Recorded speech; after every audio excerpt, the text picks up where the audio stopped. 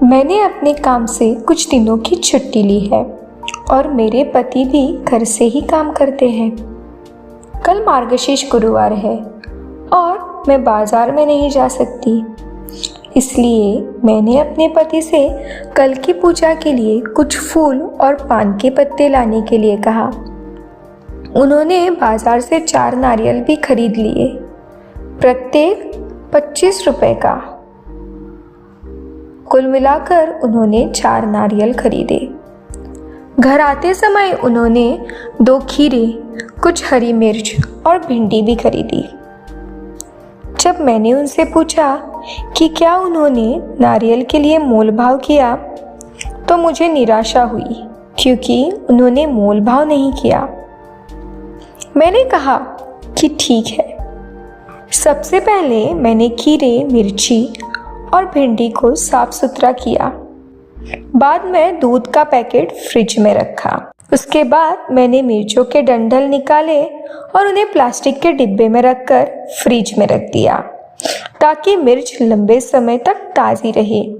मैंने हम दोनों के लिए ग्रीन टी बनाई। अपने पति के साथ सिरपिन के दर्द के बारे में अपनी बातें साझा की। अभी मैं जो कर सकती हूँ वह सिर्फ अपनी भावनाएं व्यक्त करना है। अचानक मुझे कॉलेज के दिनों की याद आई जब ग्रीन टी से टोनर बनाती थी और न जाने क्या क्या।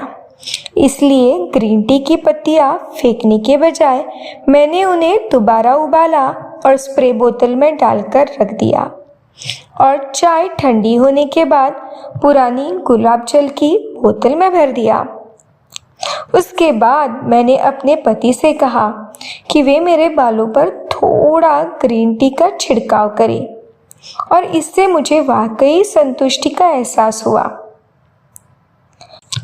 मुझे याद आया कि स्कूल में हमारे एक सर हुआ करते थे जो हमें धागा इकट्ठा करने के लिए और एक दूसरे से बांधकर एक बड़ा गोला बनाने के लिए कहते थे, और ऐसे ही बातें मैंने उनकी फॉलो की।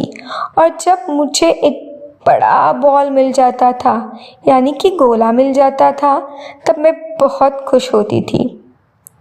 तो मैंने जब फूलों को कागज़ में लपेटा हुआ देखा और धागे से बंधा देखा तो मेरी खुशी का ठिकाना ही नहीं रहा। वही प्रक्रिया जो बचपन में मैं किया करती थी।